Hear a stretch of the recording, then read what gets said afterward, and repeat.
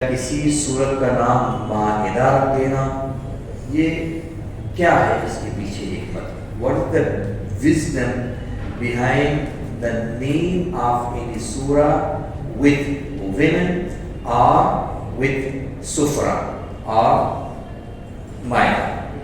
کیا وجہ ہو سکتی ہے؟ تو یہ تو بات سمجھ میں آتی ہے کہ عورتوں کے مسائل کا ذکر ہے، اس وجہ سے اس کا نام عورت یا عورتوں کے مسائل ذکر کرنے والی صورت ہے۔ لیکن مائدہ ٹیبل، کیوں آخر صورت کا نام ٹیبل والی صورت یا مائدہ والی صورت یا دسترخوان والی صورت رکھی ہے؟ آپ انشاءاللہ آگے پڑھیں گے، لیکن یہاں پر میں تذکرہ کر دیتا ہوں تاکہ جو ہم بتانا چاہتے ہیں وہ میسج آج تک پہنچ جائے۔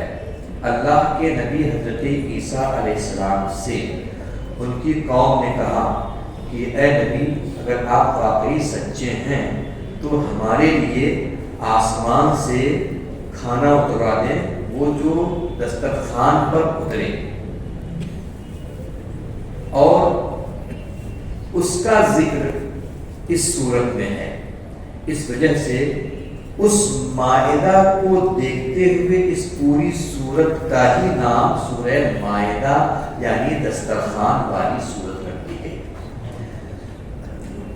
اور یہیں تک نہیں، بلکہ حضرت عیسیٰ علیہ السلام نے فرمایا کہ جس دن یہ مائدہ اترے گا اس دن کو میں عید کی طرح مناؤں گا۔ کیوں؟ اس لیے کہ اللہ کی نعمت ہم کو مل رہی ہے۔ توجہ دے، حضرت عیسیٰ علیہ السلام کہہ رہے جس دن یہ مائدہ اترے گا اس دن کو میں عید کی طرح مناؤں گا۔ کیوں؟ اس لیے کہ وہ نعمت ہے۔ تو پھر مجھے کہہ دیا جائے جس دن رسول پاک اس دنیا میں نازل ہوئے ہوں، جس دن رسول پاک اس دنیا میں تشریف لائے ہوں، تو کیا مسلمان اس دن کو عید کی طرح نہیں منائے گا؟ عیسیٰ علیہ السلام کے اس عمل سے ثابت ہوتا ہے کہ کسی نعمت کے حصول کے وقت، اللہ کی کسی عظیم نعمت کے پانے کے وقت چاہیے کہ اس دن کو عید کی طرح منایا جائے، تو پھر ہم کو یہ حق ہے کہ ہم رسول پاک کی ولادت کے وقت کو عید کی طرح منائیں۔ یہی وجہ ہے کہ ہم اس پورے موسم کو عید میلاد النبی کے نام سے جانتے ہیں۔ ہو سکتا ہے کوئی کہے کہ صاحب یہ کہاں سے چار چار اور 10 عیدیں آ گئی، تو ہم یہ کہیں گے کہ یہ تمہارا نصیب ہے کہ تم اسی میں بھٹکتے رہتے ہو۔ ہمارا نصیب تو یہ ہے کہ ہم ہر خوشی کے دن کو عید کا دن مناتے ہیں۔ الحمدللہ رب العالمین۔ یہ تو سورہ کے نام کے حساب سے باتیں ہیں۔ اب ذرا سا کچھ سورت کے اندر جو کنٹینٹس ہیں اس پر گفتگو کرتے ہیں۔ اللہ رب العزت نے نماز جیسی اہم عبادت کے تعلق سے ذکر فرمایا کہ اے مومنو، اگر تم جنگ کی حالت میں بھی ہو، جنگ کی حالت میں بھی ہو، تو اس وقت بھی تمہارے اوپر سے نماز معاف نہیں ہے، نماز پڑھنی ہے۔ اور اس کا حکم بیان فرمایا گیا کہ نماز اگر پڑھنی ہو، 4 رکعت والی نماز ہو، تو ایسا کرو کہ پہلے تم پوری فوج کو 2 حصوں میں بانٹ دو۔ دیکھیں اتنی اہمیت ہے نماز کی، فرمایا گیا کہ 2 حصوں میں بانٹ دو۔ ایک حصہ 2 رکعت نماز پڑھے اور دوسرا حصہ جو فوج کا ہے وہ پہرا دیتی رہے تاکہ کوئی دشمن حملہ نہ کرے۔ 4 رکعت کی پوری نماز ہے لیکن 2 ہی رکعت آگے پڑھو، 2 رکعت پڑھ کے سلام نہیں پھیرنا ہے، پیچھے ہٹ جاؤ، اور ابھی آپ نماز ہی نہیں۔ اور پھر اس کے بعد جو دوسرے لوگ ہیں جو پہرا دے رہے تھے وہ لوگ آ جائیں، وہ لوگ آئیں، وہ 2 رکعت نماز پڑھیں، اور یہ جو پہلے 2 رکعت پڑھ چکے ہیں یہ پہرا دیتے رہیں اور حالت نماز ہی میں اور پہرا کرتے رہیں۔ اور پھر جب یہ 2 رکعت پڑھ چکے تو جن کی 2 رکعت باقی ہے پھر یہ آ جائیں، اپنی یہ پوری کریں، اور یہ جو بعد میں 2 رکعت پڑھ رہے ہیں یہ پیچھے ہٹ جائیں، یہ پہرا دیں۔ اور پھر جب ان کی پوری ہو جائے تو بعد کے لوگ جو 2 رکعت باقی تھی وہ آئیں، وہ پوری کریں اور یہ پہرا دیں۔ سوچیں کتنی عظیم یہ عبادت ہے اور کتنا اہم مسئلہ ہے نماز کا کہ نماز حالت جنگ میں بھی معاف نہیں ہے، بلکہ اس کے احکام بیان کیے گئے کہ اس طرح سے پڑھو تاکہ تمہیں دشمن حملہ بھی نہ کر پائے اور تمہاری نماز بھی ہو جائے۔ لیکن الحمدللہ اللہ کا فضل ہے، ابھی تو مسجدیں بھری ہوئی ہیں۔ آئی ڈونٹ نو کہ رمضان کے بعد کیا ہوتا ہے، میں یہاں کے لیے تو میرے لیے سب کچھ نیا ہے، اور رمضان میں تو ایسا ہے ماشاءاللہ کہ اگر ذرا سا لیٹ ہوئی تو پھر اندر جگہ نہیں ملتی ہے۔ اللہ کا فضل ہے، اور اللہ کرے کہ یہ جذبہ ہمارے نوجوانوں میں، ہمارے ضعیفوں میں، ہمارے عزیزوں میں، سب میں یہ باقی رہے۔ اللہ کرے یہ جذبہ سلامت رہے۔ لیکن عموماً یہ دیکھا جاتا ہے کہ رات گئی بات گئی، رمضان ختم ہوتا ہے تو لوگ کہتے ہیں چلو تو 11 مہینے کے بعد ہی ملاقات ہوتی ہے۔ لیکن آپ ذرا سا توجہ دیں اور سمجھنے کی کوشش کریں کہ رب تبارک و تعالیٰ نے کتنی اہم عبادت نماز کو بنایا ہے، اور قیامت کے دن سب سے پہلے آپ کو معلوم ہے سب سے پہلے نماز کے بارے میں پوچھا جانے والا ہے۔ ہاں، اور اگر اسی میں پاس ہو گئے تو پھر آگے کا مسئلہ جو ہے وہ آسان ہوگا۔ یقیناً ہمارے اور آپ کے آقا ہماری اور آپ کی سفارش بھی کریں گے اور ہماری شفاعت بھی فرمائیں گے، لیکن کم سے کم ہمیں اتنا اپنا چہرہ تو ایسا ہونا چاہیے کہ ہم جائیں تو کہہ سکیں کہ حضور کرم فرمائیں۔ کہیں اگر میرے آقا نے کہہ دیا کہ تم مجھ سے اپنا مدعا تو طلب کر رہے ہو کہ حضور کرم فرما دیں، لیکن میں نے جو تم سے طلب کیا تھا نماز پڑھنے کے لیے کہا تھا میری آنکھوں کی ٹھنڈک ہے، تم نے کیا کیا؟ ویسے اللہ کے رسول کی ذات سے یہ امید تو نہیں ہے کہ وہ ایسا فرما دیں، کیونکہ وہ تو پھر اپنے دامن کرم پہ ڈھانپنے والے ہیں، لیکن ہم بھی اپنے آپ کو ایسا ایٹ لیسٹ بنا لیں کہ جب سرکار کی بارگاہ میں حاضر ہونا ہو تو کم سے کم یہ تو کہہ سکیں حضور ٹوٹی پھوٹی ہی صحیح لیکن آپ کے آنکھوں کی ٹھنڈک کو برقرار رکھا۔ اللہ رب العزت ہم سب کو عقل سلیم عطا فرمائے۔ یہ تو نماز کا مسئلہ ہوا۔ اب ذرا سا عظمت رسول پر پھر آ جائے۔ اللہ رب العزت نے اسی سورہ نساء کے اندر ایک آیت نازل فرمائی، اور اس آیت کا حصہ ہے، ایک حصہ اس میں فرمایا گیا وَعَلَّمَكَ مَا لَمْ تَكُنْ تَعْلَمُ۔ اے محبوب آپ جو کچھ بھی نہیں جانتے تھے، جو کچھ بھی نہیں جانتے تھے، رب تبارک و تعالیٰ نے آپ کو ساری چیزوں کا علم دے دیا۔ Whatever you did not know before, Allah Almighty has given you the knowledge of each and everything. جو کچھ بھی آپ نہیں جانتے تھے۔ اب آپ سوچو اگر یہ کہیں گے کہ جو کچھ تو اس میں تو پھر سب چیزیں آ جائیں گی۔ ہم اگر کہیں کہ جو کچھ بھی آپ کو پوچھنا ہو، مثال کے طور پر آپ پوچھ سکتے ہیں، تو پھر آپ سارے مسائل پوچھ سکتے ہیں۔ اگر ہم کہیں کہ نہیں صرف نماز کے بارے میں پوچھنا ہے تو آپ نماز کے بارے میں پوچھیں گے پرٹیکولر۔ لیکن اگر کہہ دیا جائے جو کچھ بھی پوچھنا ہے پوچھو، تو اس کا مطلب یہ کہ معاملہ بہت وائڈ ہو گیا، کچھ بھی آپ پوچھ سکتے ہیں۔ اسی طرح سے رب تبارک تعالیٰ نے فرمایا محبوب جو کچھ بھی آپ نہیں جانتے تھے، پہلے جو کچھ بھی نہیں جانتے تھے، اب ہم نے آپ کو سب کچھ عطا فرما دیا ہے، اب کوئی چیز باقی نہیں ہے۔ اللہ اکبر۔ اور میرے آقا صلی اللہ علیہ وسلم نے اپنے حدیث میں ارشاد بھی فرمایا ہے ان اللہ زوى لي الارض فرأيت مشارقها ومغاربها۔ اے لوگو، اللہ رب العزت نے پوری کائنات کو میری نگاہوں کے سامنے سمیٹ کر رکھ دیا ہے۔ میں اس کے مشرق کو بھی دیکھتا ہوں، اس کے مغرب کو بھی دیکھتا ہوں، کیا دنیا میں چل رہا ہے سب میری نگاہوں کے سامنے۔ اب بتاؤ کچھ بچا؟ اسی وجہ سے پھر اپنے امام کی بارگاہ میں جب ہم پہنچتے ہیں تو میرے امام پھر پکار کر کہتے ہیں اور کوئی غیر کیا تم سے لینا ہو بھلا جب نہ خدا کی چھپا۔ سبحان اللہ۔ یہ تو اللہ کے رسول صلی اللہ علیہ وسلم کی عظمت کے حوالے سے بات ہوئی۔ اب ذرا سا آپریشن بھی ہونا چاہیے، لیکن میرا آپریشن تھوڑا سا ڈفرینٹ ٹائپ کا تھا۔ میں ایسا نہیں کہ درد والا آپریشن کرتا ہوں، بہت حساب سے تاکہ جس کا آپریشن کیا جا رہا ہے اللہ کرے وہ اس کو بھی صحت مل جائے۔ ہمارا اور مسلمانوں کا، عام مسلمانوں کا عقیدہ یہ ہے کہ اللہ رب العزت ہر طرح کی برائیوں سے پاک ہے، ہر طرح کی برائیوں سے پاک ہے۔ بتاؤ تو صحیح، جھوٹ بولنا یہ ایک برائی ہے نہیں؟ شکریہ شبہ برائی ہے۔ ظلم کرنا یہ برائی ہے کہ نہیں؟ بلا شبہ برائی ہے۔ ہمارا اور آپ کا اور عام مسلمانوں کا عقیدہ یہ ہے کہ اللہ تبارک و تعالیٰ جھوٹ بولنے سے بھی پاک ہے، اور خود قرآن میں آ گیا وَمَنْ أَصْدَقُ مِنَ اللَّهِ قِيلًا، اللہ سے بڑھ کر سچا کون ہو سکتا ہے؟ Nobody is truthful rather than Allah یا better than Allah۔ اللہ سے بڑھ کر، اللہ سے بہتر کوئی سچا ہے ہی نہیں، سب سے سچا اللہ۔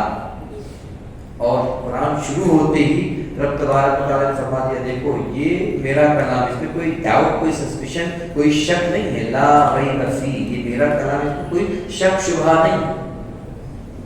دنیا کے لوگ کتاب لکھتے ہیں تو پہلے لکھ دیتے ہیں نا کہ اگر کوئی غلطی نظر آئے تو مجھے مطلع کریں تاکہ ہم اگلے ایڈیشن میں اس کی تصحیح کر سکیں، لیکن یہاں معاملہ بالکل الگ ہے، معاملہ بالکل الگ ہے کہ یہاں کوئی غلطی کا شائبہ ہی نہیں ہے۔ وہ دنیا کے لوگوں کی کتاب ہوگی، یہ دنیا کے خالق کی کتاب ہے، دنیا کے خالق اور مالک کا کلام ہے، ٹھیک ہے؟ ہمارا کلام سچا، ہمارا رب سچا، ہمارے رسول سچے۔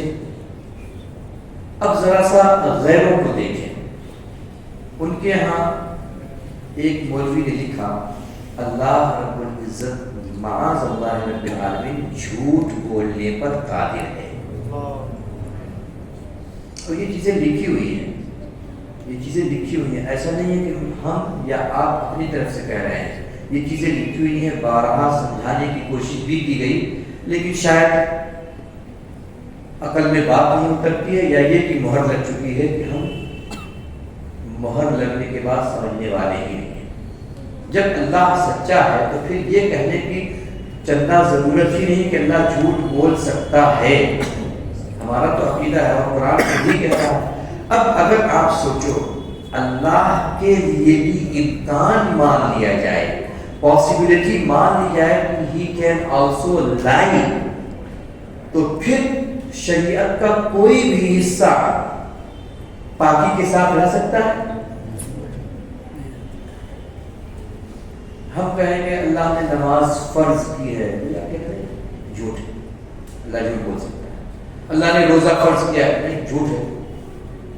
اللہ رب العزت نے یہ فرض کیا، جو بھی فرائض ہیں آپ بتاتے جائیں گے، اگر کہہ سکتا ہے جھوٹ تو بول سکتا ہے، معاذ اللہ نے کیا تو پھر جھوٹ ہو سکتا ہے۔ اس وجہ سے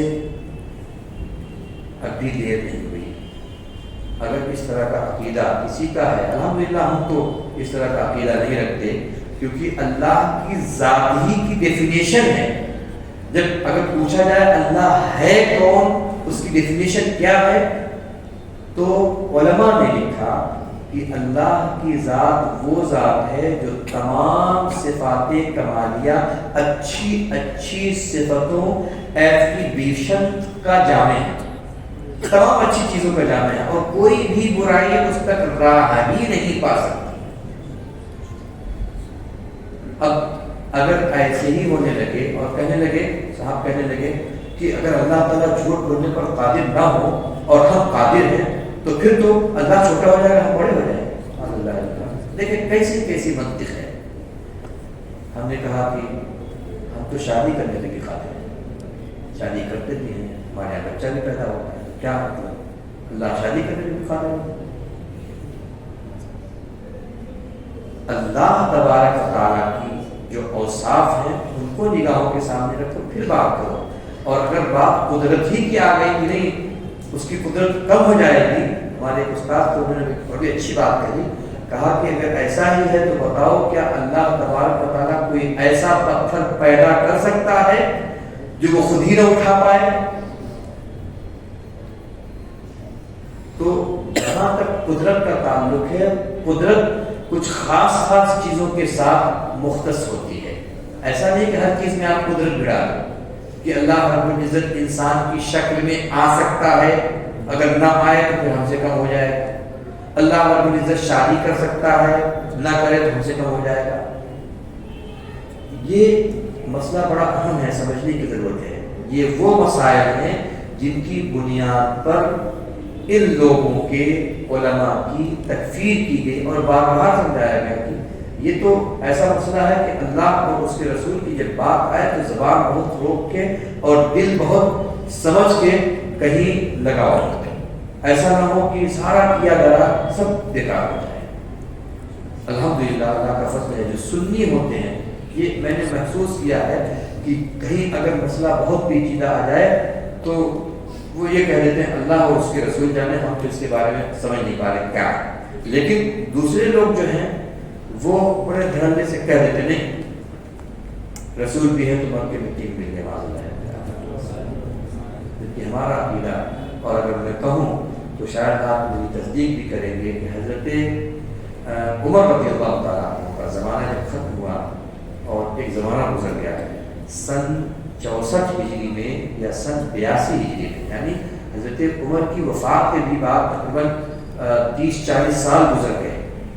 30-40 سال گزرنے کے بعد ایک مرتبہ یوں ہوا کہ رسول پاک صلی اللہ علیہ وسلم کے قبر کے ساتھ ہی حضرت عمر اور حضرت بکر صدیق کا روضہ ہے. یوں ہوا اس وقت وہ زمین پکی نہیں تھی، وہ ساری چیزیں نہیں تھی، قبر کی مٹی ہٹ گئی، ایک پیر نظر آنے لگا قبر انور سے. تو سب کو تشویش ہوئی کہ آخر یہ کس کا پیر ہو سکتا ہے. حضرت بکر صدیق کی وفات ہو چکی تھی، حضرت عمر کی بھی وفات ہو چکی تھی، اور ظاہر 62 ہجری یا 64 یا 82 ہجری ایسا ہے کہ حضرت علی بھی وفات کر چکے تھے، اور 61 ہجری میں کربلا کا واقعہ ہوا کہ امام حسین بھی وفات کر چکے تھے، شہید ہو چکے تھے علی. اس کے بعد کا یہ زمانہ ہے جب یہ قبر سے قدم نظر آنے لگا تو لوگوں کو تشویش ہوئی ہے کس کا قدم. تو ایک صحابی تھے جو اس وقت تک بھی باحیات تھے، انہوں نے جا کر دیکھا تو کہا کہ یہ حضرت عمر کا قدم ہے، حضرت عمر کا قدم ہے. اور سب سے بڑی بات جو میں کہنا چاہ رہا ہوں، جو میسج میں پہنچانا چاہ رہا ہوں، وہ یہ تھی کہ قدم جو کا تو سلامت تھا. اب سوچو قدم کسی کا 2-5-10 سال میں تو ظاہر ہے ہڈیاں بھی ختم ہونے کے قریب آتی ہیں اور چمڑا چھوڑ دیتا ہے بدن، لیکن وہاں تو ایسا تھا کہ قدم کے اوپر جو چمڑا وغیرہ ہے اور جو اس کے اوپر چھوٹے چھوٹے بال ہوتے ہیں وہ سارے کے سارے بال بھی موجود ہیں. تبھی تو آخر پہچان ہو رہا ہے کہ یہ حضرت عمر کا قدم ہے. ہمارا جب حضرت عمر کا قدم محفوظ رہ سکتا ہے تو وہ جن کے اوپر حضرت عمر کا ہاتھ ہو، رسول پاک کا عالم کیا ہو. ہمارے اور آپ کے آقا جیسے کل اپنے جسد خاکی اور جسد نوری کے ساتھ تشریف فرما تھے، ویسے ہی اللہ کی قسم آج بھی اپنے قبر انور میں ویسے ہی موجود اور متواجد ہیں. اور اللہ کا یہ کرم ہے، جس کو اللہ چاہتا ہے اپنے حبیب کی زیارت بھی کروا دیتا ہے. اللہ رب العزت ہم کو اور آپ کو سب کو زیارت رسول کی عظیم دولت سے سرفراز فرمائے. کچھ چیزیں ایسی ہوتی ہیں جن کو کہنا نہیں چاہیے، جن کو بیان نہیں کرنا چاہیے، ورنہ یہ ہوگا کہ پاکستان والی چیزیں یہاں بھی آ گئی ہیں کہ ہر چیز میں خواب اور زیارت. بہرحال اللہ رب العزت اپنے فضل و کرم سے ہم سبوں کو بھی سرکار کی زیارت، سرکار کے روضے کی زیارت کے ساتھ ساتھ سرکار کی بھی زیارت کرائے. تقریباً 2 سال پہلے ایک مسئلہ اٹھا تھا ثاقب شامی کا اور علامہ ضیاء المصطفیٰ کا. مسئلہ داڑھی کا تھا، داڑھی کتنا رکھنا ہے، چھوٹی رکھنا ہے یا بڑی رکھنا ہے، بہت معاملہ گرم تھا. تو ظاہر ہے جو علماء کی تشویش تھی، اپنے ہی دونوں لوگ ہیں اور لڑ رہے ہیں. میں اس وجہ سے بتا رہا ہوں کہ اللہ کرم فرماتا ہے اور کبھی کبھی معاملات ایسے بھی حل ہو جاتے ہیں. اب ظاہر دلیل دونوں لوگ دے رہے تھے، یہ یہ کہہ رہے تھے کہ نہیں داڑھی کا ثبوت تو ہے، یہ کوئی ضروری نہیں کہ ایک مشت ہو، داڑھی ہونا چاہیے۔ علامہ ضیاء مصطفیٰ کہہ رہے تھے نہیں، داڑھی ایک مشت ہونی چاہیے۔ ٹھیک ہے، یہ مسئلہ چل رہا تھا، اللہ کا فضل ہوا، کرم ہوا، ایک مرتبہ بس نیند لگی اور کہہ لیجیے نصیبہ بیدار ہو گیا الحمدللہ، اور میں نے یہ دیکھا کہ قبر انور سے، میں اللہ گواہ ہے، میں ایسا نہیں کہ میں کوئی یہ بیان کر رہا ہوں کہ میں بہت وہ ہوں، میں بہت بڑا گنہگار ہوں، شاید آپ میں سے اتنا بڑا گنہگار کوئی نہ ہو، لیکن یہ کرم میرے آقا کا ہے۔ نصیبہ بیدار ہوا، میں نے یہ ملاحظہ کیا کہ قبر انور سے ایک ہاتھ نکلا اور علامہ ضیاء المصطفیٰ کے ہاتھوں میں وہ ہاتھ گیا۔ علامہ ضیاء المصطفیٰ، میں نے کبھی اس کو بیان نہیں کیا اور بیان کرتا بھی نہیں، لیکن یہ بتا رہا ہوں کہ اللہ کے رسول صلی اللہ علیہ وسلم کی تائید بھی حاصل ہوتی ہے۔ میرے آقا صلی اللہ علیہ وسلم کا ہاتھ علامہ ضیاء المصطفیٰ کے ہاتھ میں گیا، میں نے اتنا صرف دیکھا۔ جب میں بیدار ہوا تو میں نے یہ محسوس کیا یہ گویا ہمارے آقا کی طرف سے تائید ہے کہ علامہ ضیاء المصطفیٰ کی بات جو ہے وہ سچی ہے۔ تو یہ بڑے کرم کے ہیں فیصلے، یہ بڑے نصیب کی بات ہے۔ اللہ رب العزت ہم سب کو آقا صلی اللہ علیہ وسلم کی زیارت نصیب فرمائے اور آقا کی بارگاہ کی بار بار حاضری ہم سبوں کو نصیب فرمائے۔ چھٹے سپارے میں بہت ساری آیتیں ہیں جو یہود اور نصرانیوں کے حوالے سے گفتگو کرتی ہے۔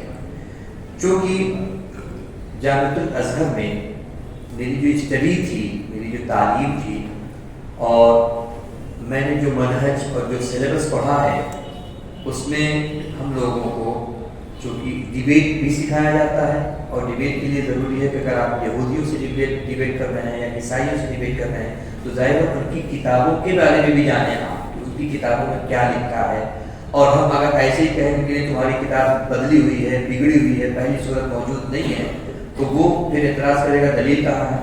تو ہم لوگوں نے اس کو پڑھا۔ ہمارا عقیدہ یہ ہے کہ حضرت عیسیٰ علیہ الصلوۃ والتسلیم کو اللہ رب العزت نے آسمان پر اٹھا لیا، لیکن عیسائیوں کا بھی یہ عقیدہ ہے، عیسائیوں کا عقیدہ یہ ہے معاذ اللہ کہ حضرت عیسیٰ علیہ السلام کو قتل کر دیا گیا، سولی پہ چڑھا دیا گیا، یہ ان کا عقیدہ ہے۔ اور تقریباً تھوڑے اختلاف کے ساتھ ان کی جو آج کے زمانے کی جو انجیل ہے، بائبل، چاہے وہ میتھو کی ہو، مرقس کی ہو اور جان کی ہو، یہ 4 بائبل آج کل موجود ہیں جو عام طور سے عیسائی دنیا میں پڑھی جاتی ہیں، لیکن سب میں اختلاف کے ساتھ یہ ہے کہ ان کے یہاں کہ عیسیٰ علیہ السلام کو سولی دے دی۔ ایک بائبل جس کا رائٹر اور لکھنے والا اور جمع کرنے والا اس کا نام تھا برنابا۔ توجہ دیں گے، یہ باتیں شاید آپ کے کام میں آئیں، کبھی اگر کرسچن سے کبھی ملاقات ہوگی، اللہ تعالیٰ آپ کے ذریعے سے ہو سکتا ہے اس کو ہدایت دے دے۔ برنابا نے جو بائبل جمع کی اس نے ثابت کیا ہے کہ نہیں، عیسیٰ علیہ السلام کو پھانسی بھی نہیں دی گئی، سولی پہ بھی نہیں چڑھایا گیا، بلکہ اللہ تبارک و تعالیٰ نے ان کو آسمان پر اٹھا لیا۔ لیکن دنیائے عیسائیت چونکہ ایک طرف جمہور ہے، ایک طرف بڑی کثرت ہے، ان کی جو یہ عقیدہ رکھتے ہیں کہ عیسیٰ علیہ السلام کو اٹھا لیا گیا، تو اس وجہ سے برنابا کی بات کو انہوں نے پس پشت ڈال دیا، اس کو نہیں مانا، جبکہ یہ بات آج بھی برنابا والی انجیل میں موجود ہے کہ عیسیٰ علیہ السلام و تسلیم کو پھانسی نہیں دی گئی ہے، اور بالکل وہی عقیدہ پیش کرتی ہے وہ انجیل جو ہمارا عقیدہ ہے کہ عیسیٰ علیہ السلام و تسلیم کو رب تبارک و تعالیٰ نے بچا لیا اور آسمان پر اٹھا لیا۔ ٹھیک ہے، چونکہ میرا 7 سال 6 سال کینیڈا میں بھی رہنا ہوا، ایک دفعہ ظاہر کرسچن ہوتے ہیں وہاں، ایک دفعہ ایسے ہی میں اپنی بچی کو اسکول چھوڑنے گیا تھا اور اتفاق سے ایک لیڈی جو اپنے بچے کو چھوڑنے آئی تھی. اور یہ چیز ہے، دیکھیں آپ اپنا وقار قائم رکھیں، اللہ آپ کو عزت دینے والا ہے.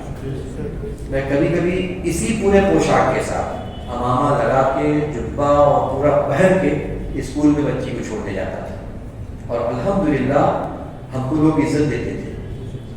ہمارے لیے لوگ ہٹ جاتے تھے، ارے وہ دیکھو اسکالر آئے یا دیکھو وہ مسلم پریسٹ آئے، اس طرح سے کر کے وہ ہٹ جاتے تھے. اور کبھی کبھی اسکول والے ہم کو بلاتے بھی تھے کہ can you please just explain what about the festival of Islam, why do you put your head in front of Kaaba and who built the Kaaba. اس طرح کی چیزیں وہ کرتے تھے اور ہم کو بلاتے تھے. تو میں ایکسپلین کرتا تھا، بچوں کو بتاتا تھا. چھوٹے بچے ہوتے تھے وہ پوچھتے تھے کہ یہ اس کی تصویر لگا دیتے تھے خانے کعبہ کی، تو بچے پوچھتے تھے who built Kaaba and why you guys putting your face in front of Kaaba when you are doing sajda. تو ہم ان کو ایکسپلین کرتے تھے. اور میری وائف بھی ساتھ میں ہوتی تھی تو وہ حجاب میں ہوتی تھی. تو why are you wearing this kind of لباس یا this kind of کپڑا cloth. تو ہم بتاتے تھے because our deen teaches us to wear like this. تو بتاتا تھا. تو میں بتانا یہ چاہتا ہوں کہ ایک لیڈی جو اپنے بچے کو چھوڑنے آتی تھی، اس نے ایسے پہلے مجھے دیکھا، ہلو ہائے آپ کہاں سے ہیں، کیسے، یہ وہ ساری باتیں. اس کے بعد اس نے تھوڑا سا ایک طنز کیا کہ why Muslim wearing this type of cloth and why you are wearing like this turban, I don't think it's good. تھوڑا سا طنز کیا. تو میں نے بھی سوچا کہ چلو موقع اچھا ہے، کچھ اس کو بتانے کی کوشش کرتے ہیں. تو میں نے کچھ چیزیں بتائی اور اس کے بعد کچھ بات شروع ہو گئی مذہب کے حوالے سے. تو میں نے دھڑ سے ٹھوک دیا کہ واٹ اباؤٹ دا انجیل of Barnabas, Bible of Barnabas, why you guys don't accept that انجیل، you guys accept only all these 4 انجیل 4 Bibles, why don't you accept this Bible. تو اس کو شوق لگا، اس کو پتا ہے انجیل کے بارے میں. تو وہ ادھر ادھر کس مس کرنے لگے. تو اس نے پھر ایک دو اعتراض مذہب کے حوالے سے ہمارے حوالے سے کہا کہ we can find too much اختلافات اینڈ ڈسپیوٹ ان قرآن ایز ویل. وہ کہہ رہی تھی کہ قرآن میں بھی ہم بہت سارے اختلاف پاتے ہیں. تو میں نے کہا واللہ العظیم if you find any single dispute in Quran, just take it to me, inshallah I will explain and there will be no dispute after my explanation. اگر تمہیں کوئی اختلاف آ رہا ہے تو لے کے آؤ، میں ثابت کر دوں گا کہ قرآن میں کوئی اختلاف نہیں ہے. کیوں؟ اس لیے کہ قرآن ہی ایسی کتاب ہے، مشرق میں جاؤ تب بھی وہی ہے، مغرب میں جاؤ تب بھی وہی ہے. اور ایک لفظ کوئی بدل کے کہیں سے بھی لے کے آئے، اللہ رب العزت نے ایسی ذمہ داری لگا دی ہے اور اس طرح سے انتظام فرما دیا کہ ایک لفظ بھی کوئی بدلے ساری دنیا کے مسلمان کہتے ہیں کہ یہ ہمارا قرآن نہیں. بہرحال بات شروع ہوئی تو ہم نے اس سے یہ کہا، وہ پوچھنے لگے کہ why you guys don't accept use prophet Jesus اس نے کہا Jesus as a God. تو میں نے کہا کہ دیکھو بھائی صاف سی بات ہے، جو گاڈ ہوگا نا وہ پیدا نہیں ہوگا اور مرے گا نہیں. اور تمہارے یہاں اگر تم کہتے ہو کہ گاڈ ہے عیسیٰ، تو تمہارے اپنے عقیدے کے مطابق وہ پیدا بھی ہوئے، ان کی ماں مریم تھی، اور تمہارے عقیدے کے مطابق یہ بھی ہے کہ وہ مرے گی اور پھر مرنے کے بعد 3 دن کے بعد اٹھے گی. اور پھر تم عید قیامت بھی مناتے ہو. ان کے یہاں ایک عید ہوتی ہے عیسیٰ علیہ السلام کی، ان کے نزدیک ان کے عقیدے کے اعتبار سے جس دن عیسیٰ علیہ السلام اٹھے، مر کر اٹھے، اس دن کو وہ عید مناتے ہیں. تو میں نے کہا کہ یہ جو تمہارے انجیل میں یہ لکھا ہوا ہے کہ مرے، اور تقریباً 3 دن 5 دن 7 دن الگ الگ ان کے یہاں روایتیں ہیں، لیکن مر کے 3 دن کم سے کم قبر میں رہے اور اس کے بعد پھر اٹھے. یہ بتاؤ کہ اگر وہ گاڈ تھے तो ये फिर 3 दिन तक पूरी दुनिया का निजाम कौन चला रहा था? She was very shocked कि मुझे कैसे पता है। तो मैंने फिर पूछा एक चीज और, मैंने कहा कि what about the lineage of profit Isa, Jesus, हजरत ईसा अलैहिस्सलाम की नस्ल के हवाले से तुम क्या कहते हो?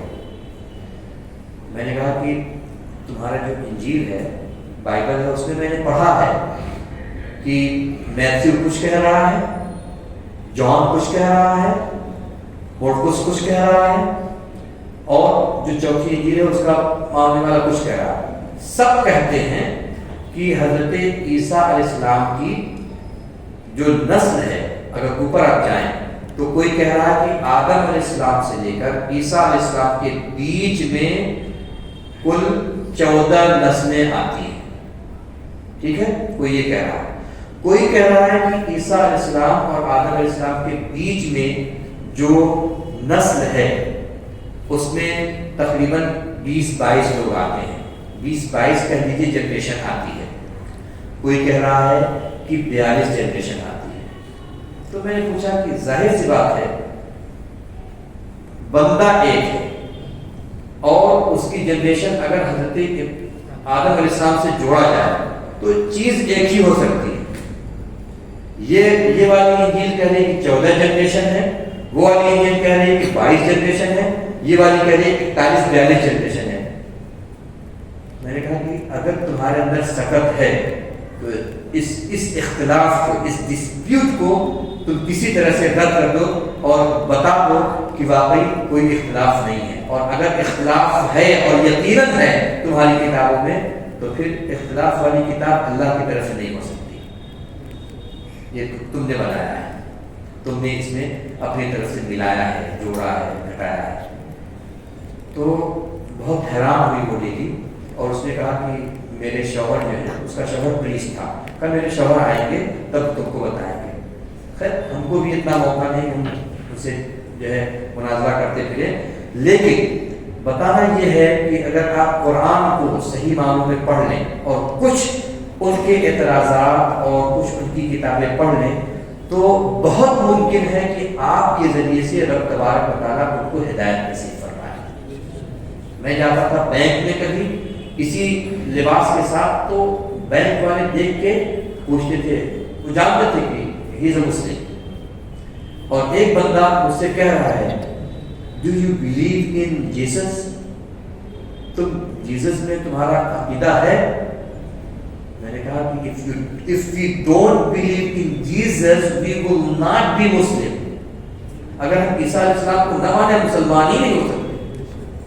तो ओ रियली Really? मैंने कहा हाँ, really 100%. But there is different. You guys accept him and believe in him as a God, but we, as Muslim, we believe him not as a God, but God's messenger. हम अल्लाह का नबी उनको मानते हैं। तो क्या we were thinking you guys don't accept him, not nabi, not prophet, not God. मैंने कहा नहीं, ऐसा नहीं है, हम उनको नबी मानते हैं। तो वो हंस के कहा ओके। मैंने कहा अगर शायद चांस मिलता तो फिर मैं उसको भी समझाता। बताना ये है, मैं ये नहीं बता रहा हूँ कि मैं बहुत काबिल हूँ, बहुत लायक हूँ, लेकिन ये है कि अगर आपको मौका मिले और आपके पास इल्म है तो आप उस इल्म का इस्तेमाल करें अच्छे तरीके पर, ऐसा नहीं कि लड़ाई झगड़े के तरीके पर, अच्छे तरीके पर इस्तेमाल करें। हो सकता है अल्लाह रब्बुल इज्जत आपके जरिए से किसी के इस्लाम लाने का एहतमाम फरमा दे। तो ये आयतें जो हमने आज पढ़ी हैं उसमें हज़रत ईसा अलैहिस्सलाम का जिक्र है, बहुत जली अंदाज में है, वाज़ेह अंदाज में है। रब तबारक व तआला इसे कबूल फरमाए।